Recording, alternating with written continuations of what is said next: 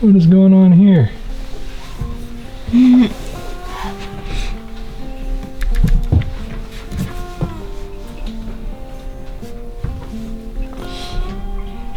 Dragons in little colored outfits.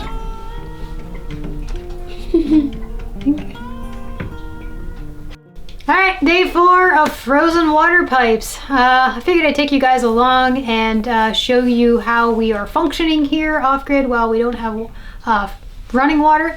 We do have, for those of you guys that have been following along, we do have a spring, a natural spring down over the hill that we've been hauling buckets of water up. Over here in the corner we have 20 gallons and we have a couple more that we need to go get today. But today I'm going to show you guys how we do a bucket bath. Obviously we're not going to show you everything of how to do a bucket bath, but just kind of the general idea of how to do one in case you guys are ever in a situation and you guys need to do one of these because for whatever reason you guys don't have running water. Now there are many different ways of taking a bath or a shower off grid. Some of them have require like a black bag that you can fill up with water, a solar bag, and you can hang that outside to get warm to take a shower. If there's no sun, might be a little problem heating that up, plus the water gets wasted and goes down the drain. There are a couple other ways of just doing sponge baths or whatnot. We're going to show you how to do a full-on bucket bath. Now the first thing you're going to need is a big pot of boiling water. We have one that's been sitting on the wood stove here pretty much all morning. It's probably about a gallon of water in there. And then you're going to need some cool water or room temperature water to mix with that. And you need an empty 5-gallon bucket to do your mixing. You're also going to need 2 towels. We have 1 towel down here on the ground because you're going to be dripping a little bit on the floor. Another towel to actually dry off on. You're going to need a sponge. A natural sponge is preferable because this is going to soak up a lot of water. This is what you're going to use to rinse off with. And then for all your scrubbing business, you're going to want a washcloth. And as far as what kind of soap you would use, I would highly recommend that you use an all-natural soap, especially if you end up repurposing the dirty water, which I'm going to show you what we do with that.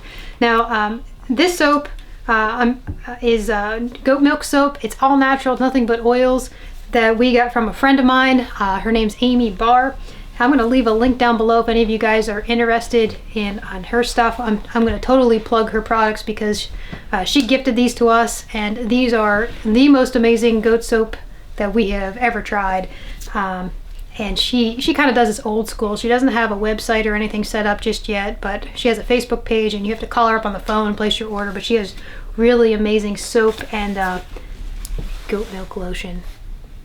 So we're going to use her soap for that. We already have one open right here. So this is what we're going to use. All right, so the first thing we're going to do is we're going to take our boiling water and put it in the bucket.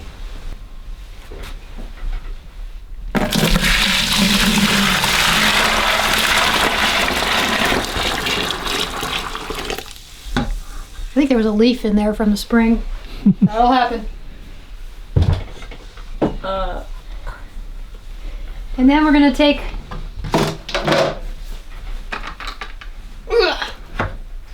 our cool water here. Now, you don't want to use freezing cold water directly from the spring. Let it sit by a heat source such as a wood stove to get warm. And we're just going to keep mixing this until we have the right temperature.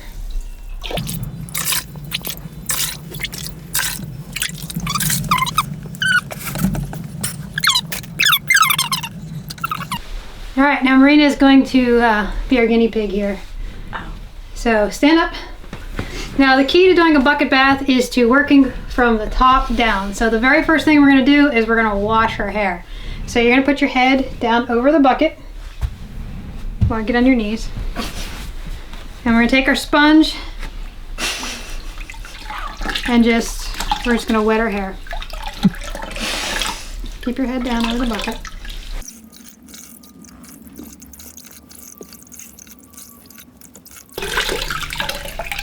All right, now we're going to take our goat milk soap, and we do use this for shampoo as well. And just kind of rub that in. Oh.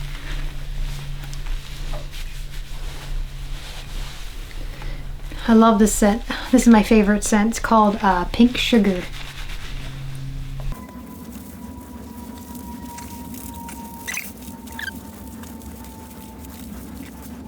All right, now she's all soaped up.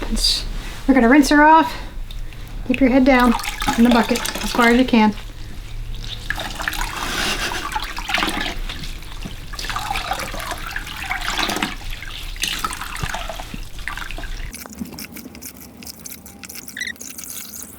Okay, we're gonna wring her out. And now we're gonna take the towel and dry her hair. I'm gonna let her do this. Yay. You remember how to turban your hair? Huh? Do you remember how to wrap the turban? Yeah. Okay. If you have long hair, it helps to wrap it up in a turban for the rest of it. All right, next is gonna be your face. Huh? So she's gonna use the washcloth and some soap.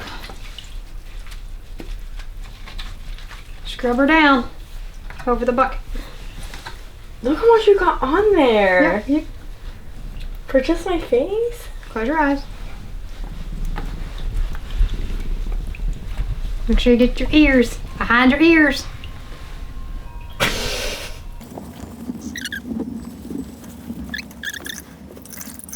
I got soap in my eye.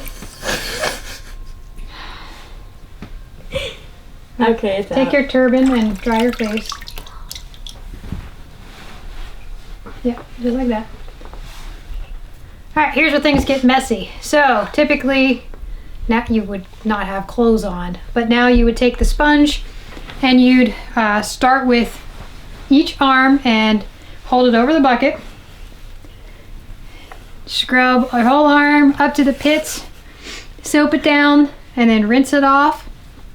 Do the other arm, and then you'd stand up and you do the sponge all over your torso. Same thing, and that's where you're going to kind of get a little drippy on the floor.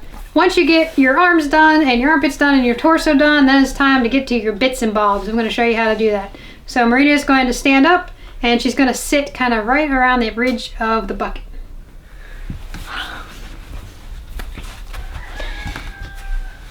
All right, and that is how you clean your bits and bobs. So you use your soap and you rinse really good, you know, do your business. Then you stand up, and then it's time to do each leg. Now she doesn't have shorts on, but what you do is put one whole foot in the bucket, scrub your leg all the way down to your feet, take that foot out, do the same to the other leg, and then that's it. That's how you do a bucket bath.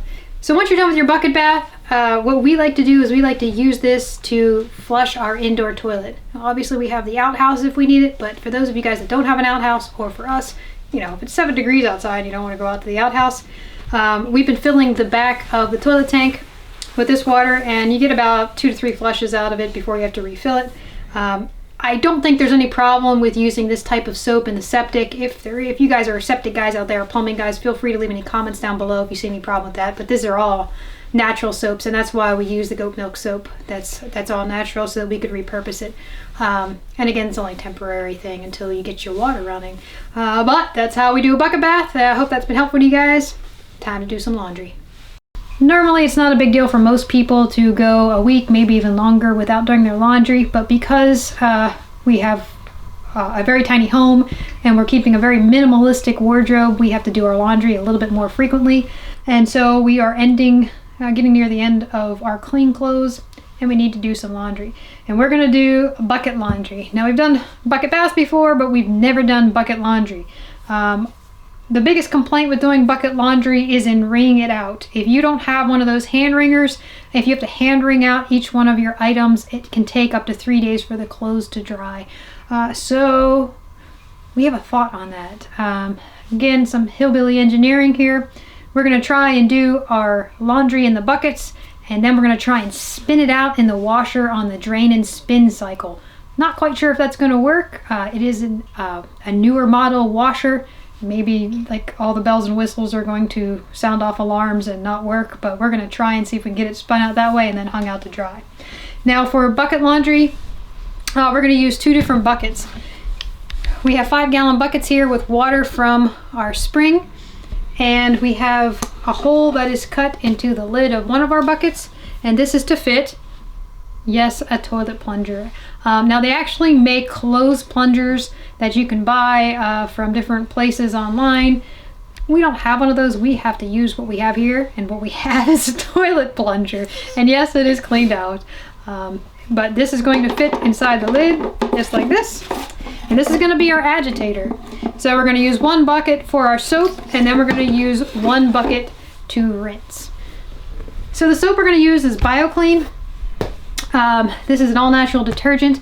I have tried making my own soap detergent before, and I have not had any luck with it, but I was using it in a front-load washer. Apparently, front-load washers result in mildewy clothes when using homemade laundry soap. We now have a top-load washer, and we haven't tried the handmade laundry soap yet, but I have like 3 boxes of this, so this is what we're going to use. Alright, so the first thing we're going to do is we're going to add our soap to the bucket. We have about 4 or 5 inches of water in here. There is a little bit of sediment in the bottom that's just from the spring. And we're going to use about 3/4 of a cup of the soap.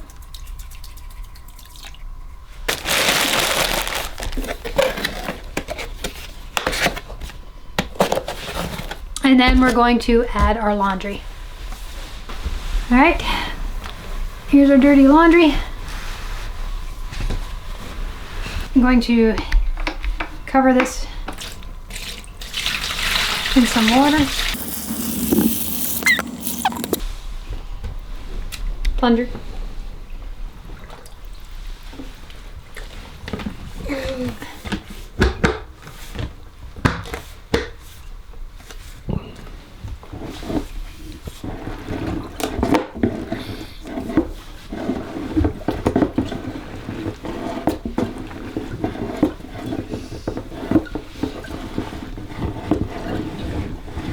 There we go. Is it hard? She wants to know if it's hard. I'm going to answer that question right now.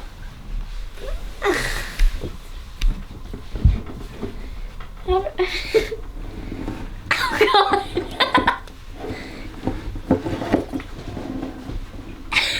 I'm so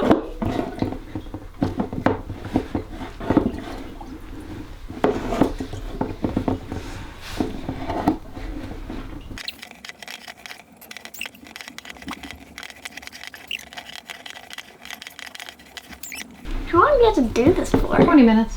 What? You're doing good. It's like churning butter. No, not at all. So Laria just started PE class for this quarter in public school. And she has to do, what, 2 hours? 2 hours of exercise each week. And you have to document it in a journal, right? Yes. Can you put down that you were cleaning your clothes with a toilet plunger? For 20 minutes. Is it building muscles? Can't we do like 2 buckets at a time? Do you have 2 toilet plungers? I do, but it's much more fun to let you do it all. No, it's not. Oh yeah, look. Wait, right? It's stirring them all around. I was concerned it... Well, don't do that when the lid's off. Any indication that laundry water, it's completely black. So I would say that things are getting cleaned. But I know that I put some of those rags in the bottom. So things are getting agitated around. This seems to be working. Knock on wood. All right, I'm gonna open this up. Ew. Ew. Look how dirty that water is.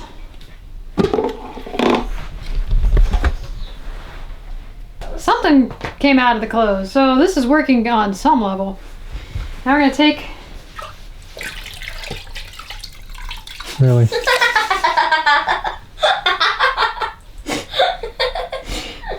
We're gonna take each item out. We're gonna wring it, and we're gonna put it in the other bucket, and that's where we're gonna rinse them. Ooh, wow. Come on, partner. Partner.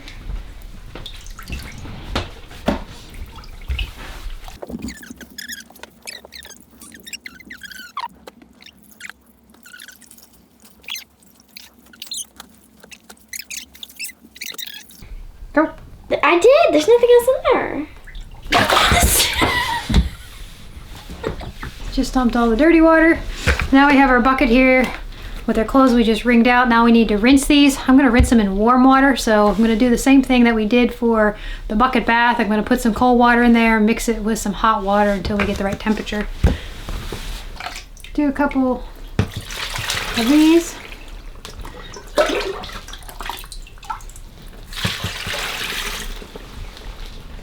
And I'm gonna mix it with some of this hot water here.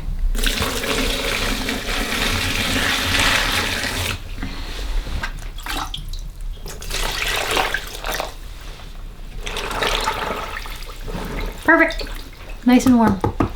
Just use the same lid.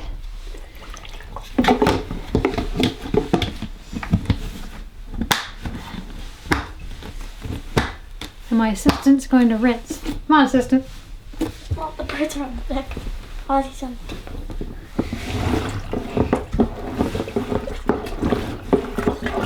Easier for some reason. Oh, all the dirt's out.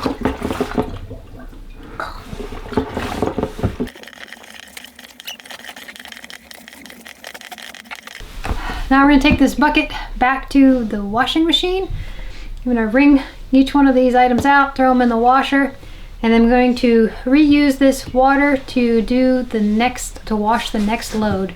And then I'll use clean water again to rinse, and we're just going to keep doing that until we get through all of our laundry. We have quite a bit of laundry. I think we have like 2 or 3 bucketfuls. You really don't wash too much in here. You can't put too much in here, otherwise it won't agitate and turn around. So that's what we're gonna do.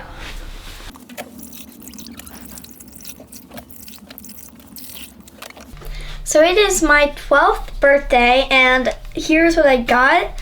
So I have some wool, and it's to make these really cute wool buddies. I got some outlining pens, and I got a whole bunch of Japanese candy. I'm eating some right now. They're like weird Japanese onion cheese balls. I don't know. And yeah, I just got a whole bunch more Japanese candy, which is really cool. Like this weird stuff. Push it. Oh. This is the second load. Of the marshmallow candy. Don't do that. There's water everywhere. Moist. It's hard. Stop. You want your laundry clean? No. Then work it. Alright, we're gonna see if this spun out. Yep, they did really, really well. And they look relatively clean. These are really stained rags, but they came out pretty clean. They smell alright.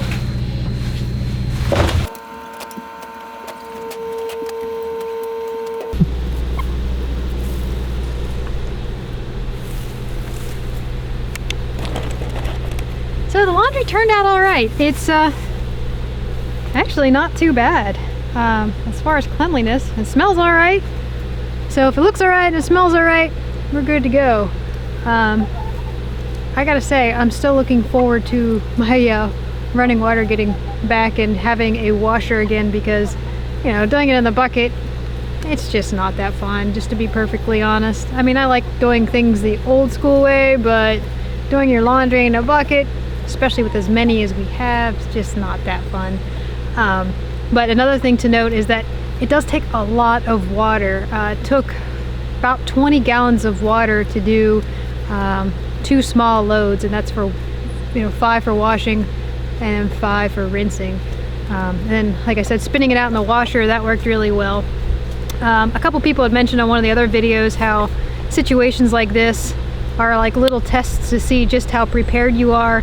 And as far as having a backup laundry solution to my electric washer in there, that's one of my big holes. Doing it in a bucket is something that can be done, but I think I would probably love to have an old James washer and a hand wringer at some point in the future. But for right now, this works. And hopefully this has helped you guys. If you guys have any tips or anything, if you guys do the bucket method and have any tips or tricks, feel free to leave those down below. I hope this video has been helpful, you guys, for both bucket bathing and for bucket laundry. And for those of you guys out there that are frozen just like us, hopefully you guys get your situation straightened out, and you guys don't have any pipes burst either. So crossing my fingers for you guys out there too. If you guys like this kind of stuff, like, subscribe. See you in the next video. We'll keep you posted as to what's going on around here. Thanks for watching.